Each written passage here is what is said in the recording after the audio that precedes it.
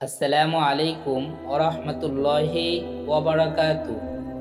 আপনার বয়স যদি 16 থেকে 35 বছরের মধ্যে হয় তাহলে এই আলোচনাটি আপনার জন্য। মন দিয়ে অবশ্যই আলোচনাটি শেষ পর্যন্ত শুনবেন এবং এর সাথে আপনার জীবনের কোন দিকটি মিলে যাচ্ছে তা কমেন্ট করে জানাবেন। সম্মানিত প্রিয় বন্ধু, দেখুন, আল্লাহ আপনার একটি মন দিয়েছেন, আবেগী মন। আপনার মনে অনুভূতি অবশ্যই আসবেই। একাকিত্ব আপনাকে প্রতি মুহূর্তে যন্ত্রণা দিবে, আর এটা হলো একজন সঙ্গীর জন্য। আপনি উতলা হবেন, এটাই স্বতঃসিদ্ধ নিয়ম। আপনার মনকে এভাবেই আল্লাহ পাক তৈরি করেছেন। আমরা জানি জান্নাতের প্রাচুর্যতায় থেকেও আমাদের আদি পিতা আদম আলাইহিস সালাম একজন সঙ্গীর অভাব বোধ করেছিলেন। আপনার মনের আকুতি বুঝেই ইসলাম আপনার জন্য বিয়েকে হালাল করেছেন। ইসলামের বিধান হলো বালেগ ছেলে মেয়েদের যত দ্রুত সম্ভব বিয়ের ব্যবস্থা করা। এটাই রাসূল পাক সাল্লাল্লাহু আলাইহি ওয়াসাল্লামের নির্দেশ।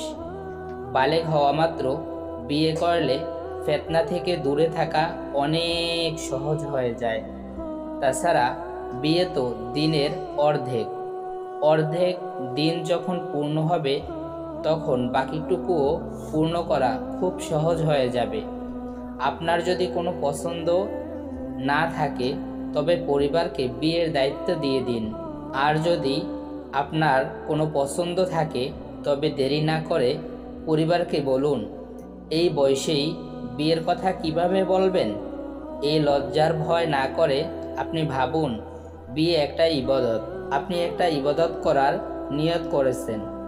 আপনি যদি দুর্বল হৃদয়ের অধিকারী হয়ে থাকেন, বিপরীত জেন্ডারের প্রতি অতিরিক্ত আকর্ষণ অনুভব করেন, তবে বিয়ে আপনার জন্য ওয়াজিব। আপনি জানেন শয়তানের ধোঁকা কত সূক্ষ্ম?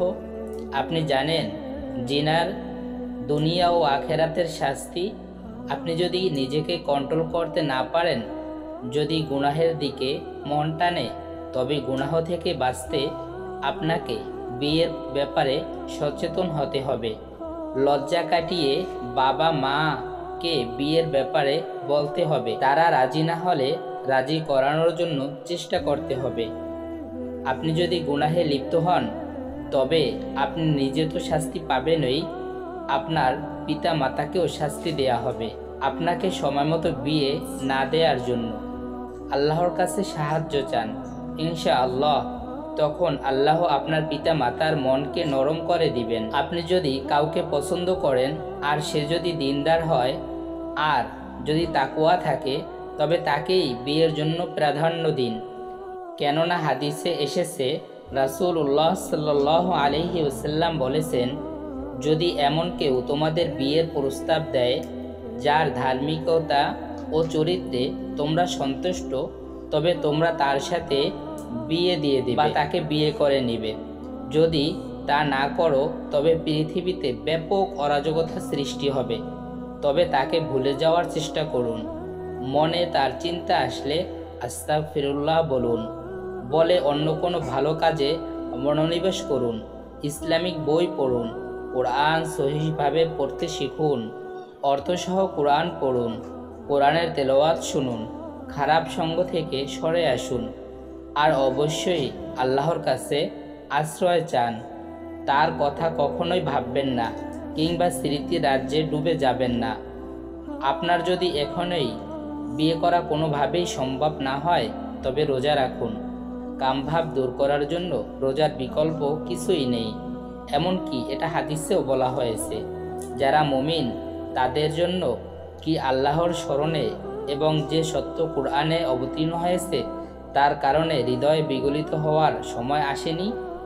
সম্মানিত প্রিয় বন্ধু, আমরা এতক্ষণ যে আলোচনাটি শুনলাম এখান থেকে বুঝতে পেরেছি আমাদেরকে অবশ্যই যথাসময় বিয়ে শাদী করে নিতে হবে।